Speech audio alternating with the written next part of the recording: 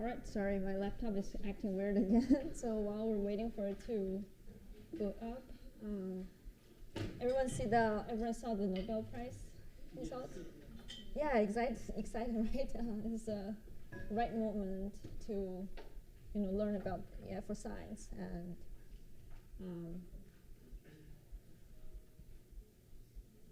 So everyone received the invitation for paper review over the weekend for the new reading assignment. So this time we have, I uploaded 3 papers, but 2 of them are for like writing reviews. The other one is for your own interest. Yeah, I think this area has a lot of interesting papers. It just cannot cover all of them at once, but hopefully we've covered some major ones.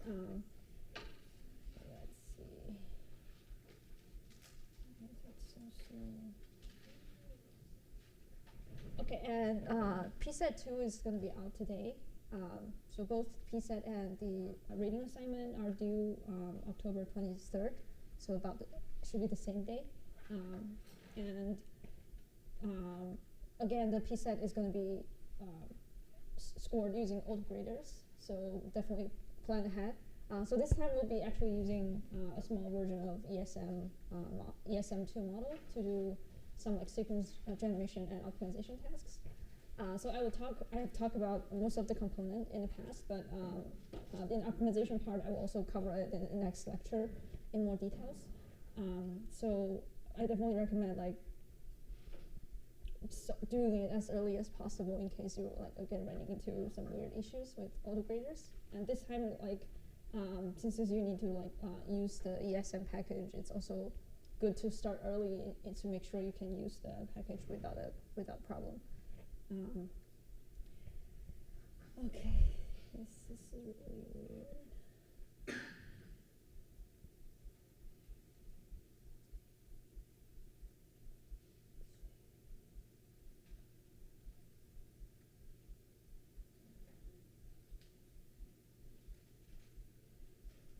And everyone has a team now? Cool.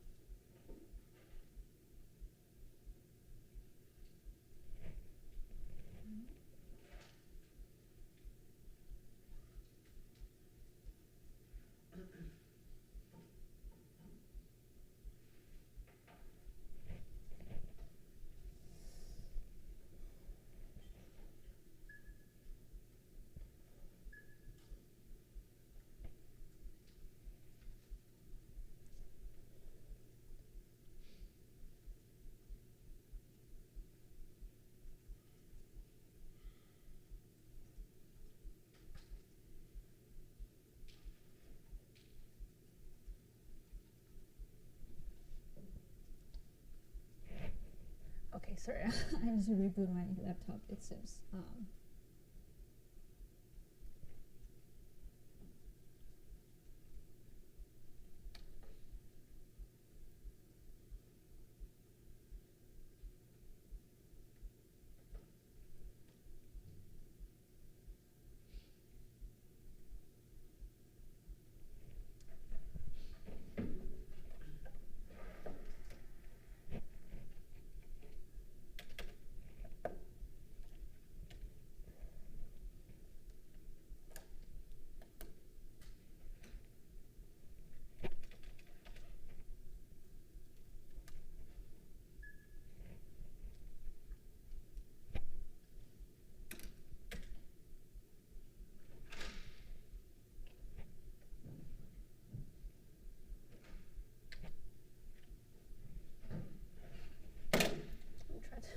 use this laptop.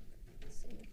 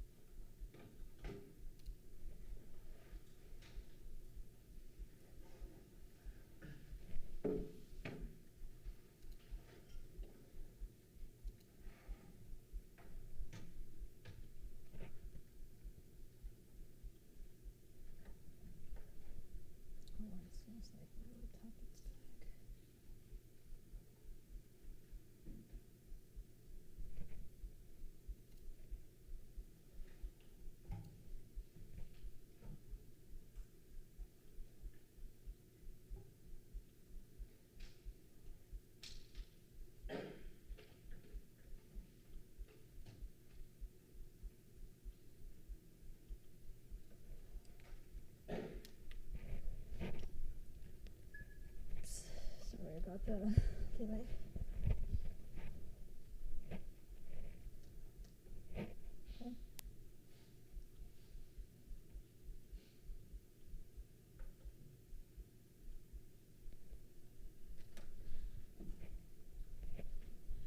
Okay, cool. Let's get started then. So last time we talked about a couple of the popular options for training protein language models, which are still mostly about like doing a self-supervised learning task and just try to build kind of an overall like general language model on top of like unlabeled protein sequences. So from this lecture on, we're gonna dive more deeper into the functional side of protein. Particularly, we're gonna like move from the very left side, which is the sequence, to like how we can go from the sequence to the very right hand side, which is the function of the protein. And as I mentioned last time, like you can imagine structure being a very important component in determining the function, but it's not the only needed modality for predicting functions. And sometimes, depending on what data we have, we might skip the structure part and directly go from sequence to function, which we'll see a lot in today's lectures. Cool. And then and another interesting thing, as we iterated many times previously, is that the nature has this kind of evolutionary landscape where the nature also go under a very complicated selection process, which are usually driven by function as well. So so there are also a lot we can learn from the evolution. Even without like knowing the structure, we can still guess about function a lot, sometimes just from the evolutionary trajectories. So yeah, today's lecture we're gonna talk about like what are protein functions and how we measure them, how we get data, what kind of data we have, and what kind of model we can build to predict these functions. And particularly, there are two types of proteins that I want to emphasize today: antibodies and enzymes, which are very important and probably most interesting proteins that the protein designer are trying to engineer and design today. So without further ado, I mean, protein carries out a lot of functions, and the mechanism behind how they carry out these functions also differ. So here are some very interesting proteins that you might have already heard about or like you better know about. For example, there are proteins that act like as pathogen or antigen, or basically proteins that are relevant to immune functioning. Particularly, like for the vaccines, we can try to take parts of the protein that stimulate your immune system, which are kind of we call like antigen or pathogen sometimes, So right, this kind of understanding this kind of protein will help us understanding how like virus and pathogens will change and how to defend against these these pathogens. And there's also like antibodies and TCRs. TCR here means T cell receptors.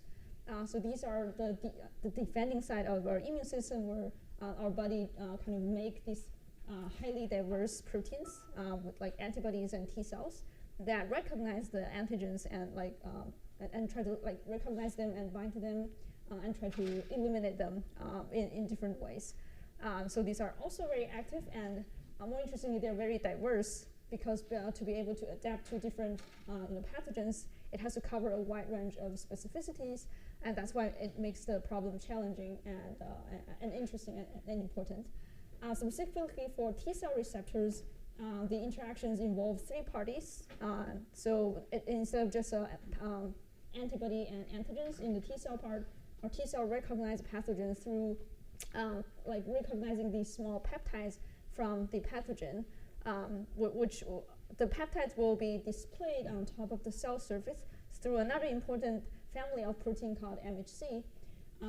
So these are kind of like proteins on the surface of our cell, on the surface of like a cell membrane, and when the pathogen is taken inside of those cells, they will be segmented out into small chunks, what we call small peptides, and some of these peptides will be put on top of these MHC molecules or proteins, such that they will display this part of the sequence of the pathogen, and T cell receptor will interact with the peptide MHC complex. So this is kind of like a three-party or three-body problem involved in this interaction process, and the modeling of that is even harder than just antibody and antigens. And other types of like proteins are like smaller ones, kind of like cytokines, or what we call interleukins. So these are kind of the smaller proteins. You can consider them as carrying information about like certain signaling process. So they will travel from the upstream of the pathway to the downstream of the pathway, and they will be interacting with the downstream receptors. So kind of like in our nerves, we also use these kind of interleukins to pass some signal. And these are also like in terms of cytokines, they are very important factors for immunity as well. So they would carry information and tell us like immune system to like upregulate this type of cell or like trigger more immune response in this part of your body. And finally, enzymes. Enzymes are not only important for life, for forms, it also is very important for a lot of other types of applications.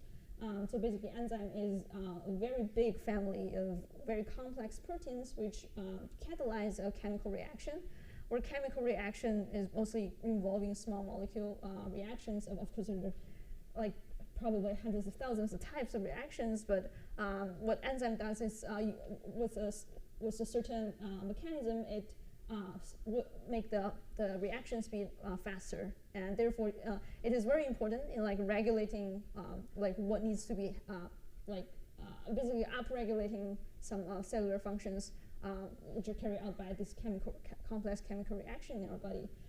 So like some example of enzyme could be, for example, we've learned about like RNA polymerase, right, which is the very important enzyme that synthesizes or extend the RNAs when we do this transregulation, transcription and translation part. And there are like enzymes that like directly, interact with your muscles.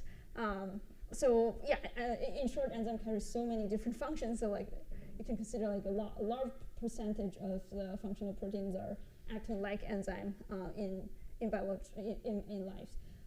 And the other interesting thing about enzyme is it can be used to develop like green solutions and environmental friendly solutions. We have so many garbage or like polymers that cannot be downgraded, and which is definitely polluting our environment. And studying how we can get effective enzyme to kind of downgrade or degrade these pollutions or these like toxic polymers can drastically like help like environment to become better. And particularly in more recent years, and this is what also made like David the Nobel Prize winner today, is what we call de novo proteins, where de novo means kind of like from scratch or like a new. So it has, so first of all, like this kind of proteins, they build out of like nowhere. They're not similar to any of the natural proteins, so they're considered to be kind of residing in the kind of the dark spots in the natural antibody space, natural like protein space. And secondly, they're often built with very involved algorithms. Some of them involves AI algorithm nowadays, where we try to like learn from empirically from the existing protein and try to use them to like generate new proteins with the functions we actually want. For example, like some of these functions that this de novo protein carrying are definitely like binding to small molecules or either binding to a proteins. Like if you have some target that you want to inhibit, you can effectively design these de novo proteins to bind to this target to inhibit the activation of the activities.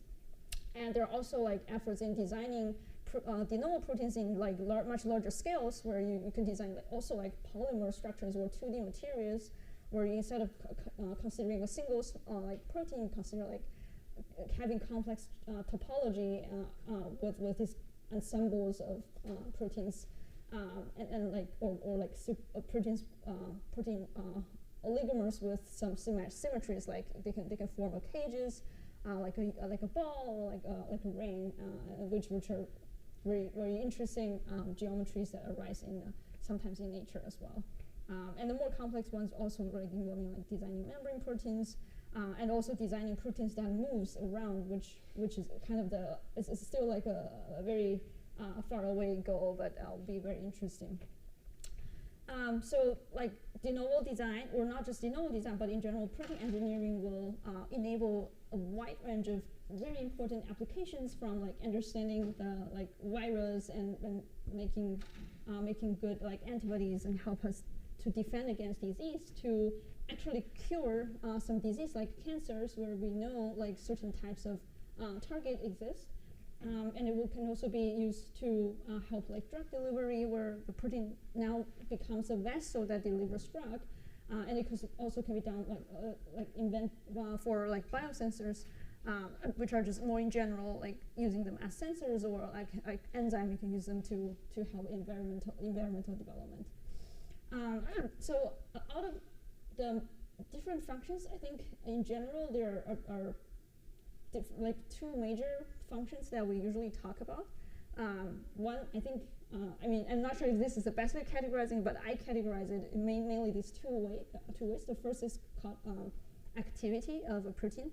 Basically, it's usually related to kind of particular biochemical reactions that this protein engage with. For example, for the GFP family, which is used a lot as a reporter protein in assays, we can measure like the fluorescence as the activity of this protein, with like how much fluorescence, the intensity of the fluorescence you get from this engineered protein. And particularly for enzyme, we care about the catalytic activity, which is whether or not this thing is an enzyme, depending on whether this protein is able to catalyze a reaction and is able to catalyze it over and over again, and how fast is turnaround time and the efficiency of your enzyme. So this is catalytic activity. And of course, there are other types of like proteins, especially the membrane proteins. They're also functioning as like they're doing like a complex function. Like it can be like binding to or sensing certain signals through, for example, these receptor proteins, and also like they can be like releasing some information through these transporter proteins. And there are some of them are just like anchor proteins that provides like structural functionality to support the proteins. Another strand of a function, which can be categorized as one type of activity, but I want to mention this particularly here because it's so important, and almost like a lot of the design involves this function, is called binding affinity, which binding affinity can be understanding as kind of the this kind of basically everything happens here is a chemical reaction, right? The protein binding to a target means that you have you have the two protein in the unbounded state, and then when they get close, they can react, and they have certain chance of going into a lower energy state where they can be stay in the bounded state. But there are also this equilibrium where there's also probability that it will be disassembled and become unbounded state again. So the binding affinity is kind of in the proxy, like measuring how strong, how likely this binding state happens, how likely the reaction go on these binding directions versus the other directions. So that means like if you put two things together, how likely they will stay bind, right? Usually the stronger the binding affinity is, like the more likely that it's like these two proteins is very strong interaction and it's carrying out what we usually want as of like a functional proteins. And particularly if you imagine like binding being a general property between two molecules, it can actually happen between different pairs of molecules. And an interesting and important concept here is the binding specificity. So beyond just affinity, we also want your binders to be very specific, right? So because we usually want to target certain types of reactions, we want to target certain pathways, or we want to inhibit this single receptor, and we don't want it to be messed up with everything else. So specificity is something that we always need to care about, where like the thing you design, does it have high binding affinity to a lot of different proteins, or it is very specific to one type of protein that you're targeting. So are they reciprocals to some extent? Or affinity, something with high affinity will not have high specificity, or could it have? Yeah, I think there is kind of some relationship between the two. Like if you're very, very specific to one protein, then it's likely that it's impossible to like fit that very tiny energy landscape to another protein. But still, like you could observe sometimes things with decent affinity are still non-specific. So yeah, definitely like if you only optimize for affinity, sometimes you can go into like some suboptimal place where it is still better than some other like non-binders, but it's actually non-specific. So yeah, so that's the thing we need to like particularly optimize for when we do this binder design. And it's actually a very challenging problem because a lot of the targets look similar. I mean, in human bodies, we also have a lot of protein that looks similar, and there's a lot of like homologies between different species, and like it's actually quite easy to get some off-target effect when designing these binders.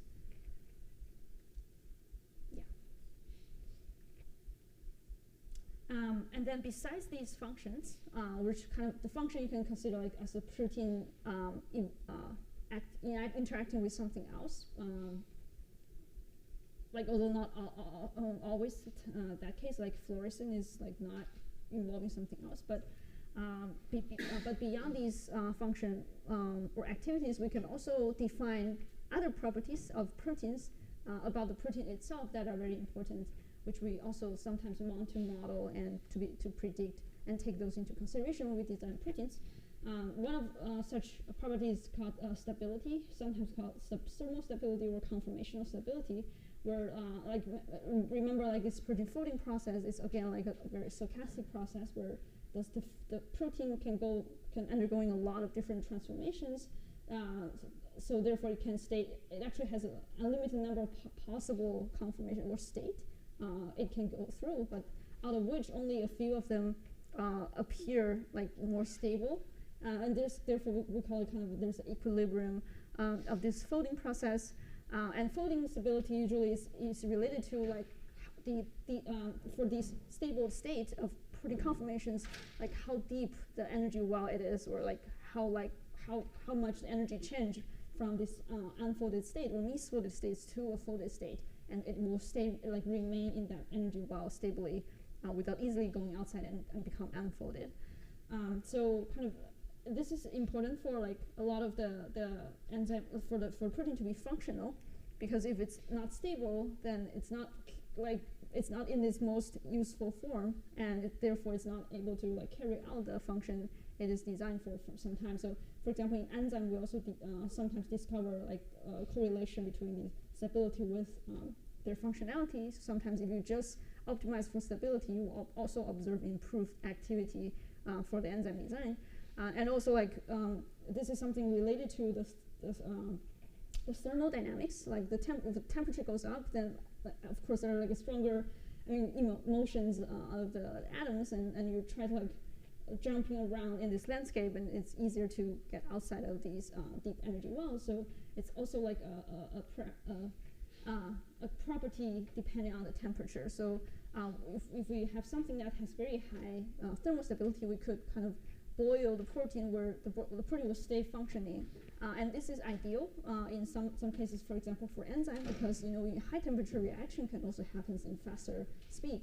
So we want something that can like catalyze reaction and also to speed up the reaction by just like increase the temperature and increase the dynamics.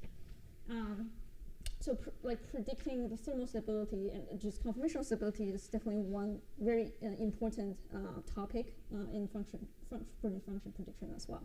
On top of thermal stability, there is also kind of solubility of protein and aggregation. So this kind of is these two concepts does not fully overlap, but usually like sometimes you would observe like a protein being not like misfolded usually will become not very soluble, because they will tend to kind of aggregate together because they're kind of in these loose weird structures, and they just kind of combine. They're likely to kind of just aggregate with each other and then becomes like non-soluble. And or this misfolded protein can also, when they aggregate, so some of these misfolded protein will be degraded by maybe some other enzyme as well. And of course, there are particular types of protein that just like to aggregate to carry out their functions. But in general, we want a protein to be soluble and not aggregating, which makes it like easier to make, and there's a high chance that it is in a correctly folded state. We can make it soluble. So lastly, the expressibility, because this is because like the central dogma, right? We cannot make a protein directly. Of course, there are like people try to do chemical synthesis of proteins directly, but in general, it's not the best way to go, because we know that nature have created the mechanism of generating protein through this central dogma. So the very common way of making protein is through starting from making the DNA of the protein and then just put it into some E. coli and living cells, such that the living cells can like do the transcription and translation, and we'll be able to get the proteins by purifying the product of these cells. So that means being able to express by these cells is very important it's a very important property for protein.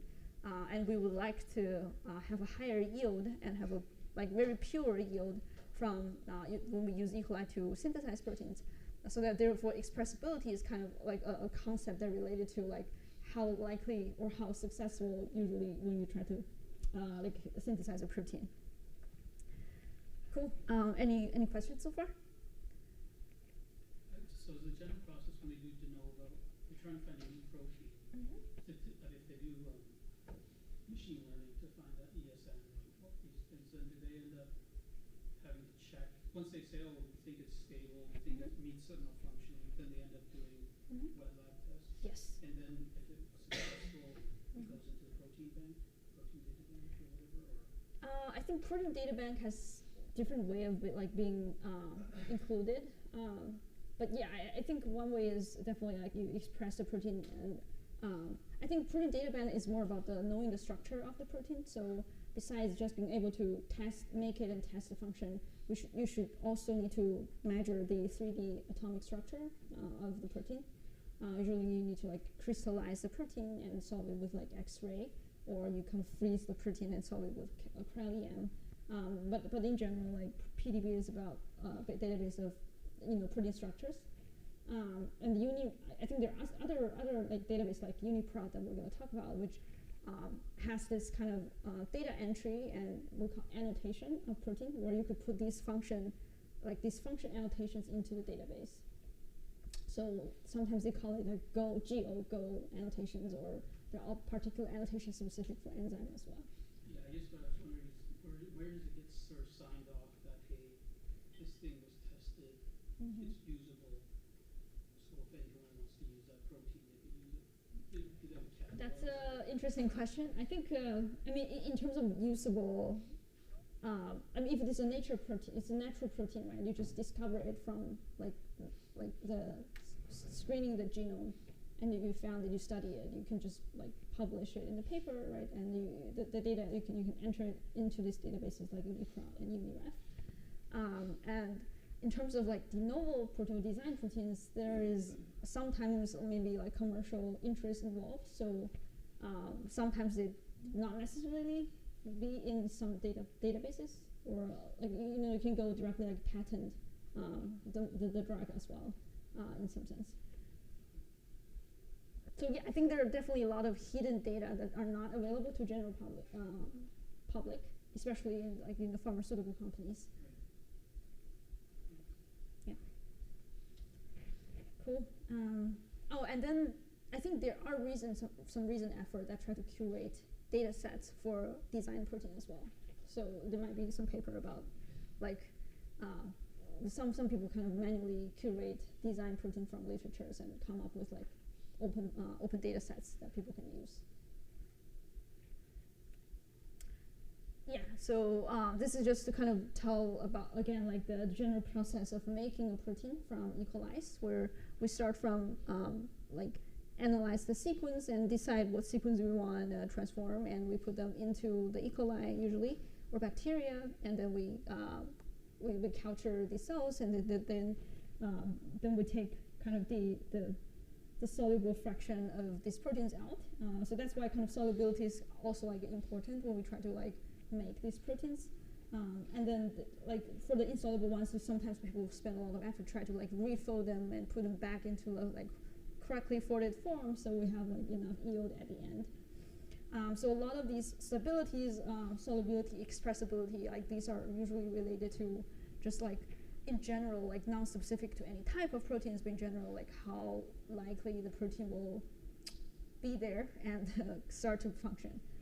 So like consider all of these, combining all of them together, we can kind of think about there's a concept of protein fitness, which is more complex than just like a single designing like a single function, but fitness kind of overall like abstract concept about like how whether the protein is in a functioning state. Like so, fitness is defined as like a protein is fit if it is adequately performs its function. So that requires a lot of complex factors, so like from stability, to actually being able to catalyze or engage with these reactions. So changing, so this landscape is defined over the possible like, protein sequence space.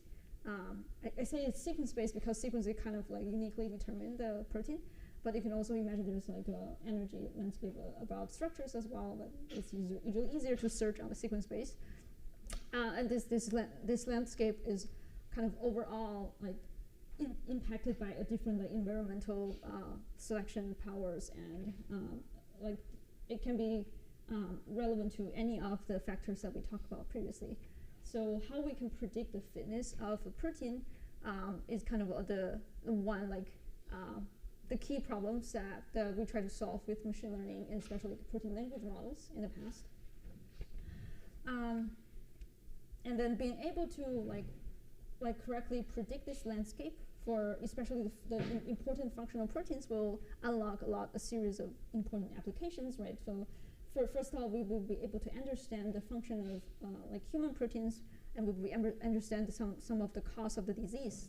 So I think we mentioned previously that a lot of the like mutations or disease-related mutations in our genome are like kind of unknown. Some of them are because they're not in the coding region, but even in the coding region, there's like only a small portion of them that we can interpret clinically, like only 2% of that. So the rest of them, like there's lacks a lot, like very well rationale about like why this mutation lead to disease or not.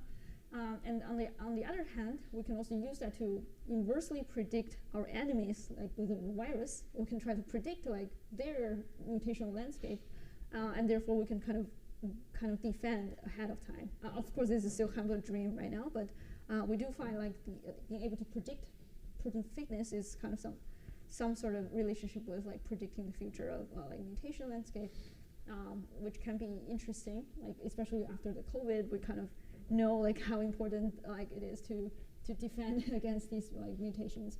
And then finally, like protein design, which we talked about in previous slides, that we actually want to optimize for this function. If we're able to predict these functions, then we can go beyond just prediction and to actually generate molecules that fulfill certain functionality that we want using these predictors.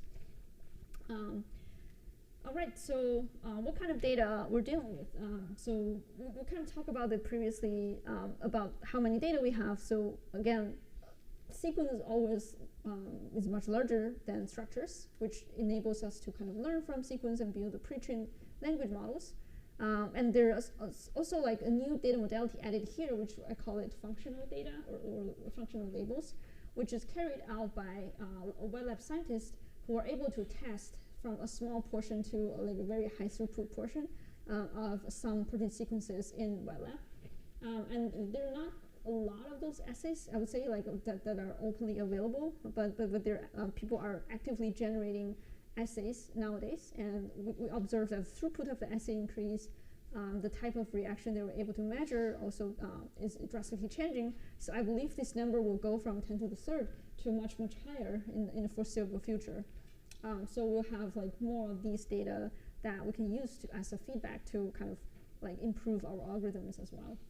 But right now, we can think of the problem as like try to make the best use of all of this existing data about sequences and maybe sometimes structures, and try to use a small amount of functional test data to build algorithm that is able to predict and evaluate the AI's capability for predicting protein function.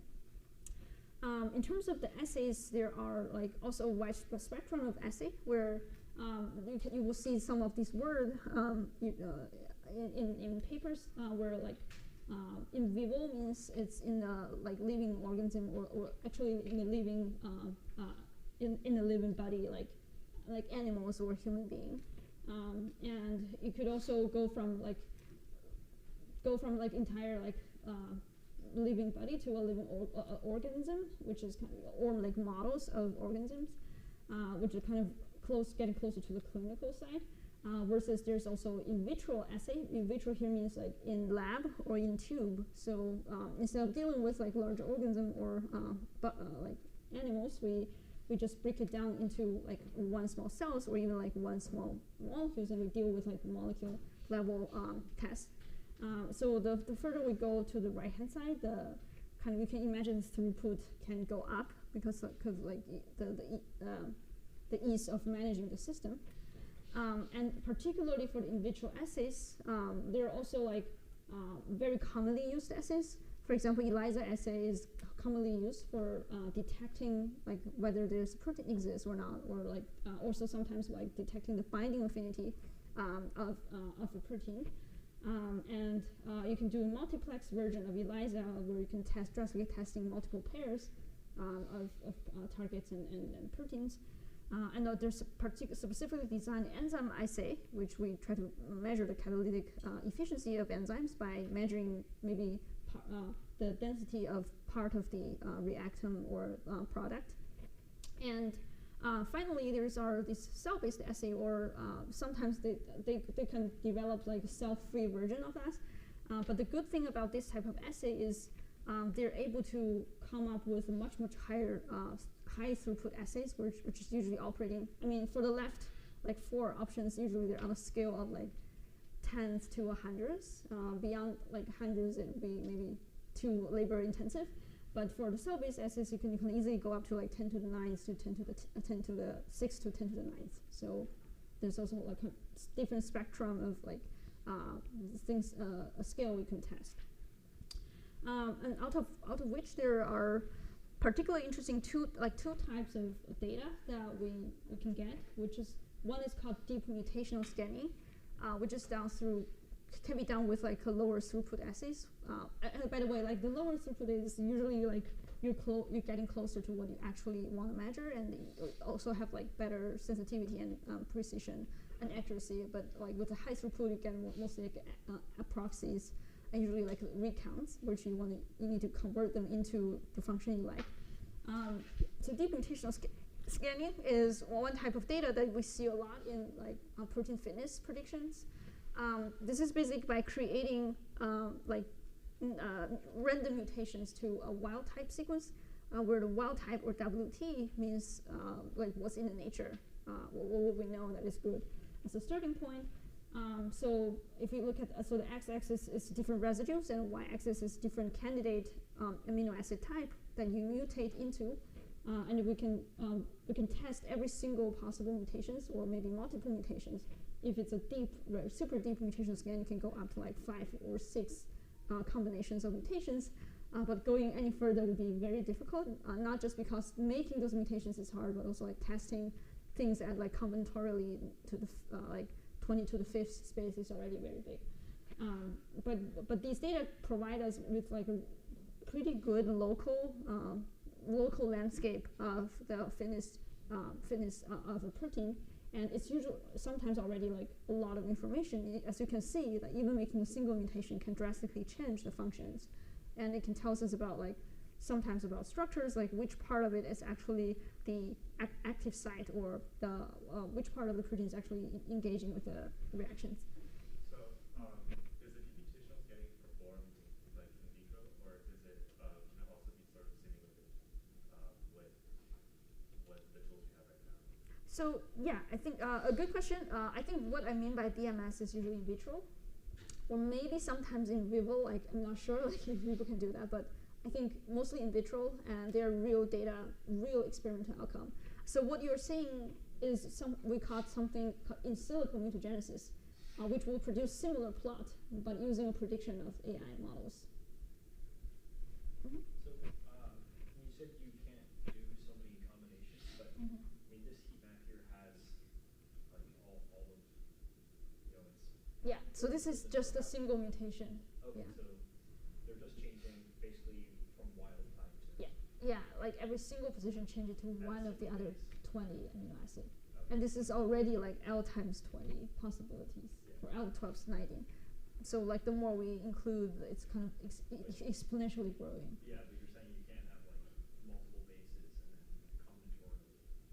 Yeah, we can do it to some scale. Like I think usually 5 mutations is kind of already a lot. Because like making a single mutation precisely to a single position is also like a kind of non-trivial task. Like you also want to control. Usually what we do is we already know from like homology of sequence or like MSAs that these positions are not important at all. So I would just not scan that region to reduce the workload. So we could focus on a few hotspots like we know that are important and just vary those parts. And then we can do combinatorial search within those hotspots with like larger like depths. Questions? Do you have an estimate of like how many proteins there are deep mutational scanning data sets for? Yeah, I think, I mean, we're going to talk about one of the benchmarks. So in the protein gene data set, they collect like, I think 250 DMS there. I believe there are more than that, but I mean, it's a kind of a human, like labor intensive process to collect all of the data. I think they try to did their best. I would guess like the real number is maybe 500 or so, including labs that are exclusively own this data. Yeah, I think it would be very interesting in the future, like to create a venue such that, like, first of all, experiment can be done more efficiently with maybe some automations or language model helps, and then after this speed up of experiment, we'll be able to also like share the data more efficiently, and people would like to use this facility and then just share their data when they get the result out. Cool. Any further questions? All right, so I think the one thing that's very important here is to know the kind of the relative change between a wild type and a mutant.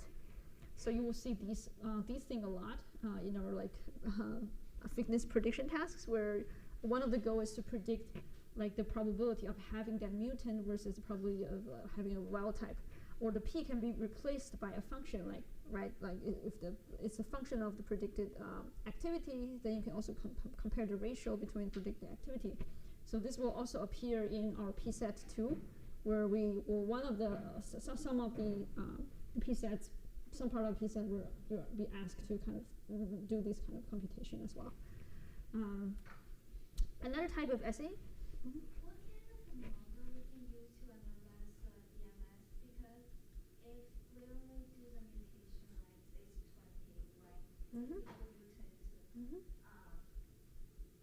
single mutant protein. So if the protein length is L, so we only Mm-hmm. have one matrix. So what kind of Mm-hmm. model we can use to analyze that? Because the data is kind of limited. Yeah, you mean analyze, you mean try to derive a model from it, or you try to use it to measure something else. So so anything that I would talk about previously, right, like kind of, so because of the single mutations, but the most applicable assay is analysis of position-wise matrix. So basically take each position and kind of get a probability of things get mutant to the other ones. But if you have like deeper mutational scanning, you can also do a little more complex modeling of like covariance between multiple positions. But in our task, we use this data either as label, as a ground truth, to like evaluate our model, which we're going to talk about. There are two regimes of doing predictions, or we can use this data as kind of a fine-tuning data set. So we can still use them to train a model, but training from scratch to predict these deep mutational scanning is usually not recommended because it's very easy to overfit and does not provide a lot of useful information. If that solves your question. Yeah. Cool. Cool. And then the other types of data is I call it high throughput screening data, where instead of like being local to a wild type protein, we have like we're using like stronger randomization at the beginning. So usually these are like cell-based assay or phage display. But phage display is like one type of the assay. Like we use phages or yeast to basically drastically culture thousands or millions of different types of protein sequences, and you express them like all at once. And then you do some like selection on these cells. With, for example, you can have like a protein docking to the surface. So coated to your surface, so only the cells that express the binders will stay, and the rest of them will be washed away. The other thing is kind of what they call like flow cytometry, where you kind of flow them through some like beads, and they have some magnetic tags attached to it. When it's like carrying out the function you like, it will be kind of absorbed or will be sorted. Or you can also measure the fluorescent, but like different way of like basically measuring each single cell, like how strong like you could observe certain signals. But usually for this kind of assay, what you get at the end is still like recounts of sequences. This is going back to a kind of the high throughput sequencing lecture we talked about on like the genome sequencing.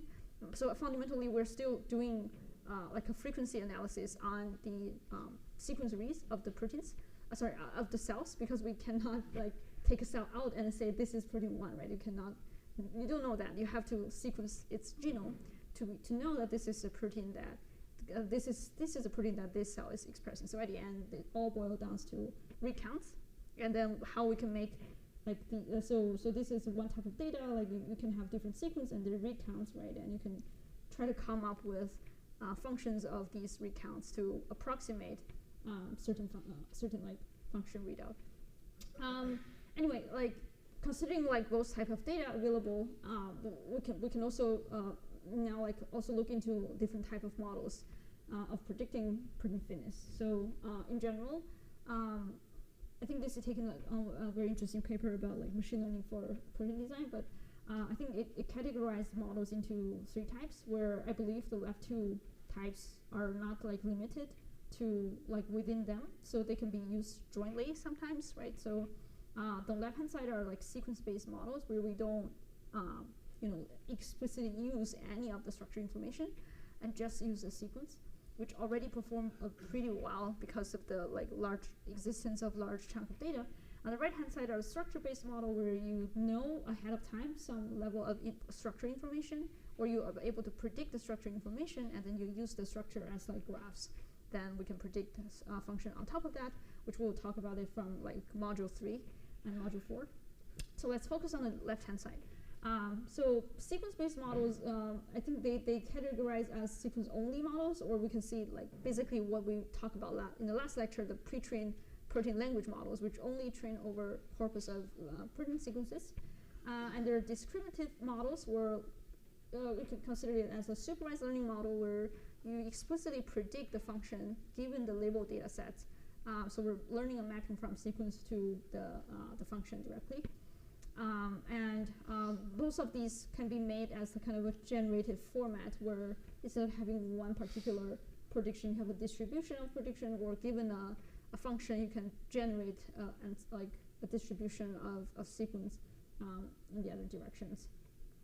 Particularly for the sequence-only models, I think some of them are alignment-based model, which we also like talk a lot in the past, like try to make use of the MSA directly and build statistical model on top of the multiple sequence alignment. And there's language models that only take single sequence. And there's a family of like hybrid models that try to model the both in some degree. So for the first two, we kind of talk about them a lot already, but the last one, so today I'm going to talk about one example of the hybrid models. But I think before going to the detailed model, like this is a really good review kind of the landscape of protein design setup, where if you're starting from like something that does not exist, it's usually called de novo design. And if you try to like engineer existing target, and there are two regimes here, where the first regime is you still focus on that target function, but you try to make it better. So we kind of call it kind of protein engineer to enhance existing functions. Or you try to like redesign it and shift the function a little bit towards another target. This happens a lot in specificity part. Like if you have a no antibody binds to target 1 and you have target 2 that kind of similar to target 1 but slightly different, and so now you can alter your binder to be specific to target 2 with some mutations. And then I think here the intuition is that on the left two families, because this is known function. Nature already have so many data about it. It's possible, and it's usually preferred that we use sequence models or sequence labels data to make prediction and design on these two type of target. Versus on the de novo design, you will see that it often involves starting from geometry and structure directly. In terms of making predictions from sequence to functions, there are also two regimes. It's very similar in language model as well. Like basically, you can do a zero-shot prediction where you just pre-train a model with like maximum likelihood, and then you just directly take that model and use the predicted likelihood or pseudo likelihood to as the approximation of like the fitness of the protein. So usually you can see this expression here where basically you compute the pseudo likelihood of a given mutation of each position. And take the difference between that and the wild type predicted pseudo likelihood for the wild type. So this can be done by doing like mask language. In the mask language model, you basically set it to mask and then do prediction on the wild type and the mutant and can compare these two, which also will appear in our p-set. And finally, you can use these predicted ratios of likelihood, or pseudo likelihood, as approximation of kind of an in silico mutational scan. And you can produce similar plots as deep mutational scanning. The other way is to do supervised learning, and you can either go about directly learning a regression model on top of the sequence and labeled pairs, but it's usually more powerful if you can borrow a pre-trained model. So it's going to be the fine-tuning regime where you start with, again, like a ESM or any language model, and you take the final layer, either you can take the logits or you can take the intermediate embeddings, and then you train a prediction hat on top of those embeddings to correlate with the actual experimental data you get. So this can be done with a mean square error loss, or if you care about ranking, you can also do a ranking loss, or you can do binary classification as well.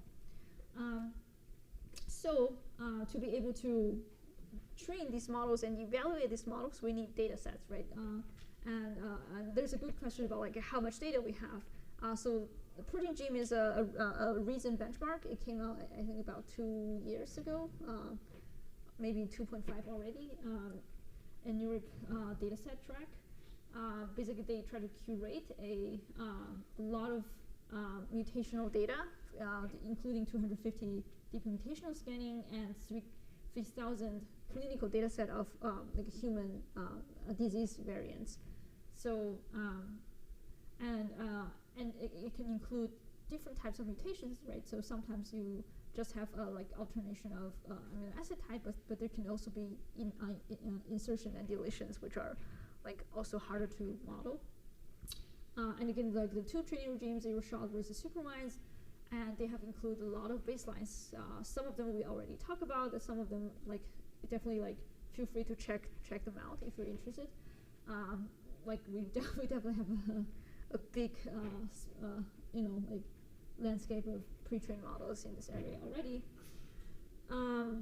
So these are just some detailed data sets, but I think the number of labels for this deep mutational scanning, although we're only like having data for like 250 proteins, but each of them has maybe like thousands of data points. So in total, we have 2.8 million pairs of sequence and label. And a lot of these, so all of them can be considered like ground truth.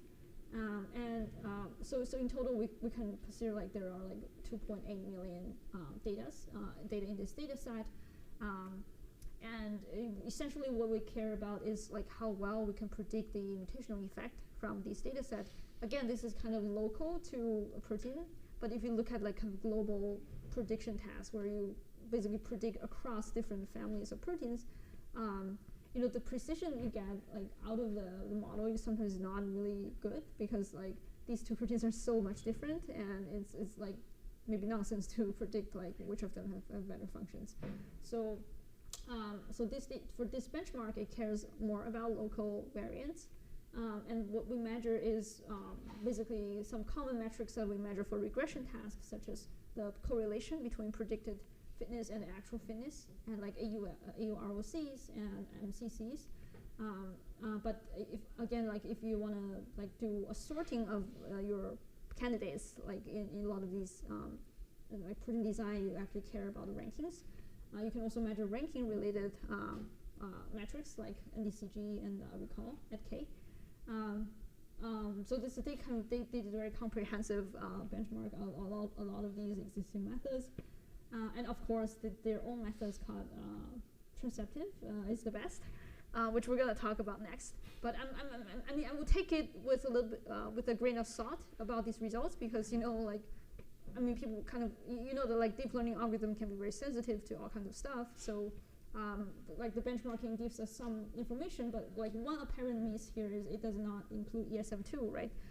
So ESM2 we know is like much better than MSA transformer. So like these benchmarking results, although it's interesting that the transtive model performs well, but it can be further improved for sure. And we also care, like we sometimes also want to do more fine-grained comparison, because these models relies on different types of data modalities, and some of them, for example, only rely on single sequence, and the other one like rely on the entire MSAs. So the parameters of these, you know, input features can also change the prediction performance a lot. So they also did this like fine-grained comparison where you can control the MSA depth or how many mutations you're considering, right? And then whether you have like specific annotations or additional conditions you add to the data, which are also very interesting.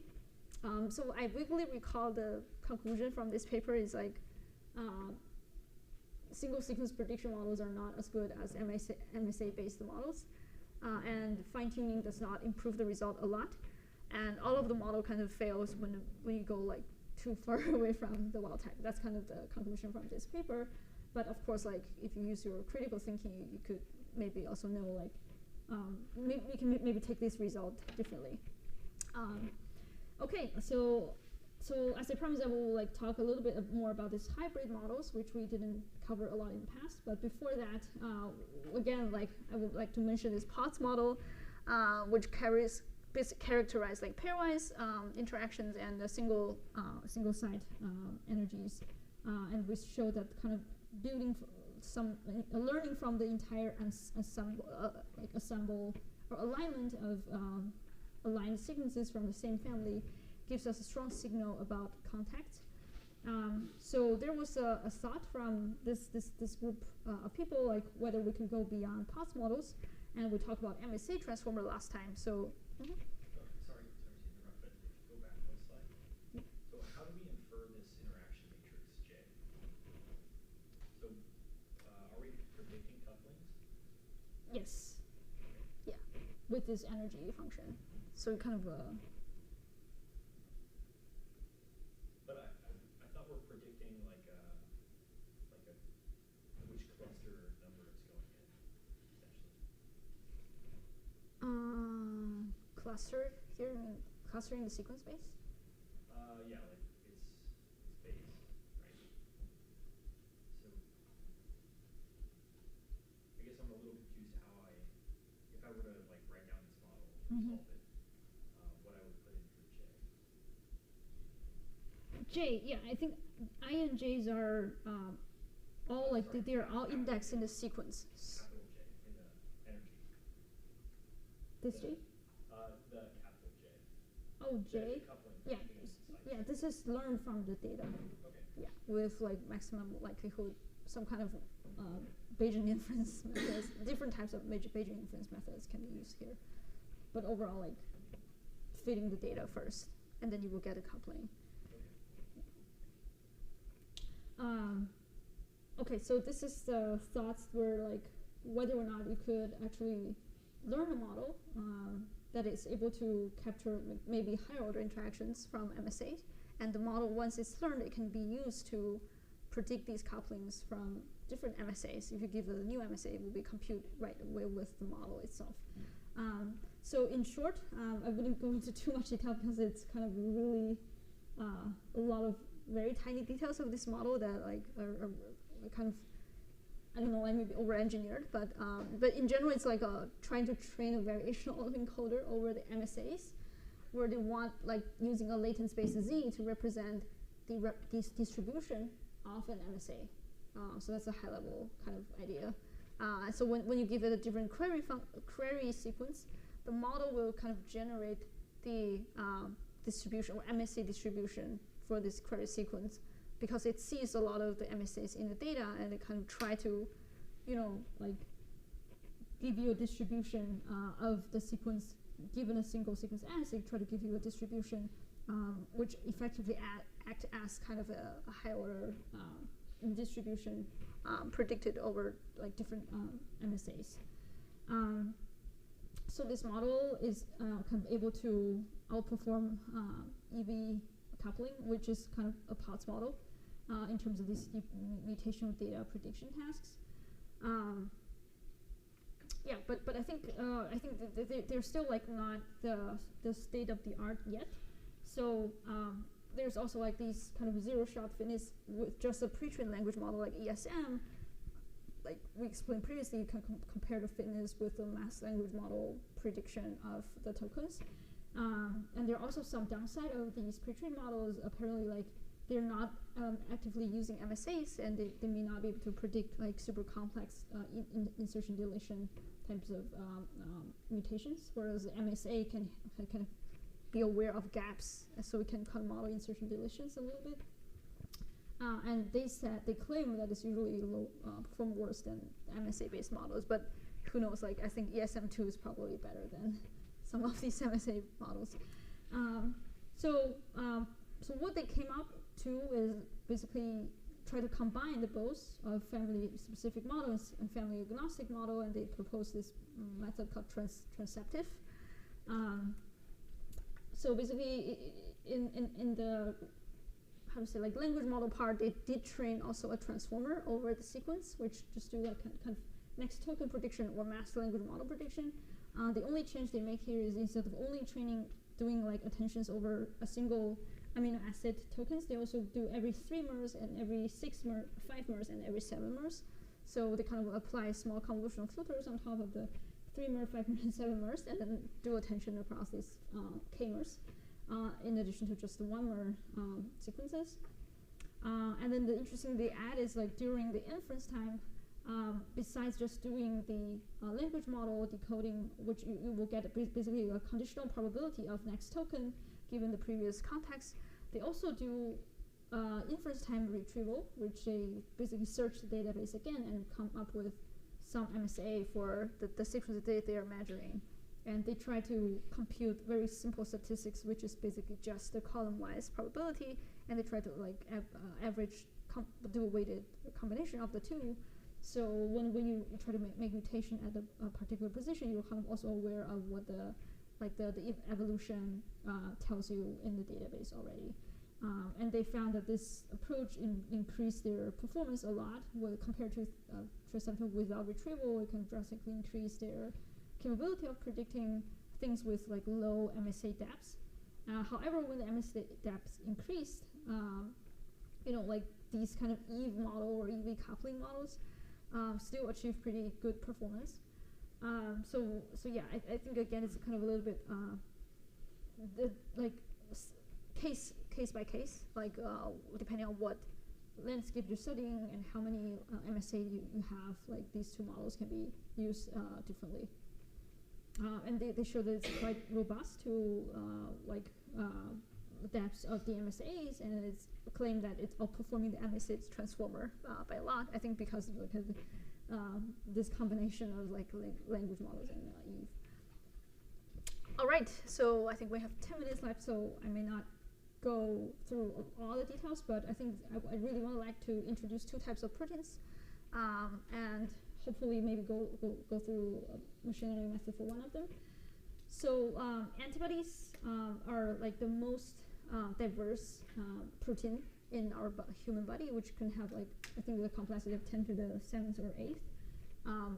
And it has this kind of Y-shaped architecture structure. So it has this Y-shaped structures where it has like a functional domain. This FC domain is kind of a constant domain, which is mostly fixed. And you have these two antibody binding domain where like basically for each of this arm and the Y shape, at the tip of each of this arm, you have like a variable domain which actually binds and detects and binds to antigen. And the very tips of this domain, you have what we call like antigen binding sites, where each of these antigen binding sites is comprised of a heavy chain and a light chain. On each of these chains, you kind of have an interleave of a framework region, which are relatively constant, but you still have different templates, and these CDR regions, which are, we call it complementary determinant regions, which are highly diverse, and they can change throughout your lifetime. So at each of these light chain, heavy chain, we have 3 CDR regions. Each of them are at the length of about 8 to 20. And these parts can drastically change, and it can our body try to like do very strong like hypermutations at different sites at the CDRs, which create a huge, like a large diversity of the CDR loop. We call it CDR loops, which can be at the complexity of 10 to the 23rd possibilities. And because of these diverse combination of CDR loops, you can imagine like at the tips of your antibody you have like these small fingers that are able to adapt its shape based on the antigens, and they're able to capture like to do like very specific binding to a new antigen, and like target this antigen and try to eliminate this pathogen or antigen from our body. So this is the most important immunity tool like that our human body gives us, which is acting really, really strong. However, like we, instead of like relying on immunity itself, right? If we get the disease, it takes very long to actually generate antibodies and cure the disease. Like, so people have thought about like, can we directly go about designing these antibodies if we know what the antigen is, or if we're able to test the binding affinity with the antigen. So the whole realm of antibody study is try to kind of build the machine learning models that can predict the binding affinity and specificity and some other properties of the antigen, such that we can optimize the CDR loop regions, the sequence of CDRs, to target a particular antigen. And this actually have much broader applications than just infectious disease, because you can consider antibody as a venue of doing highly specific binders, and they're very stable because they're like human-made proteins, and they're very friendly to human because we have antibodies in our body all day, so it has very low off-target or side effect if we use them as drugs. So as a result, like antibody drugs is the kind of the most heavily invested kind of protein drugs in the therapeutic market, and we try to, a lot of AI startups are basically investigating in this area of like AI-driven antibody design. You can consider different way of using antibodies as drugs for curing cancers or a lot of the heart disease, given that its capability of kind of recognizing a target and binds to it and trigger immune response. So like the conventional way of the therapeutics develop antibodies in the past is through this animal immunization, where you inject a pathogen into like monkeys or mice, and then you trigger the immune response in the mice, and you wait for like several weeks to several months. So you can purify the antibodies from these animals, and then you try to do selections and humanization, which can take like really long time, and it may not be able to successfully humanized because of the like kind of difference between the species. There's also like a completely in silico or ab initio way of modeling antibodies through this complex simulation with either empirical force field or even like lower level like simulations and docking, which is maybe too expensive and quite challenging, and usually also involves knowing the structure of the antigen. Sometimes we actually don't know the structure of antigen, but we're able to just isolate the antigen and do a test with it. So antibody modeling is still kind of one of the difficult challenge in the functional prediction and protein modeling. Like even with advanced tools like AlphaFold and diffusions, I think we're still like not at the best precision in predicting the antibody loops, because the kind of these loops are like very flexible structures that are much harder to model than the solid structures like alpha helix and beta sheets. So I think for AlphaFold 3, the precision has gone better. Usually the more like for AlphaFold 3, I think the trick is you need to run inference for many times, and the more you run the inference, the better result you get out of the ensemble.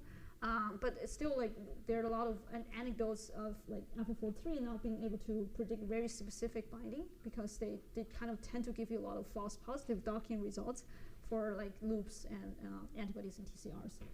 So in short, like this area is like still hard to deal with if you go directly from the structure side, and therefore there are also a large effort in trying to come up with generating a large data set of sequence and try to tackle the problem from sequence side. So one such method is called like phage display or yeast display, where like basically we try to use these bacteriophages or yeast, which we can engineer their DNAs by injecting the protein sequences into their DNA. So they will produce this protein in their surface, and then what we can do is if there's a target of bind, we can coat it on the surface of plate. And we can wash these phages on top of the plates, such that only the binded phage will stay, and when you wash away the rest, the things that are unbinded will be washed away, and we can elute what's stayed in plate, and we can grow them again, and then we can repeat this process over and over again, such that at the end, like only the strong binders will stay, and only also the strong binders. The stronger it binds, the more it stays. So when you grow it, the population also goes up. So we can consider that at the end of this phage display or phage panning or yeast display, we can observe we would expect that the frequency of things that stay at the end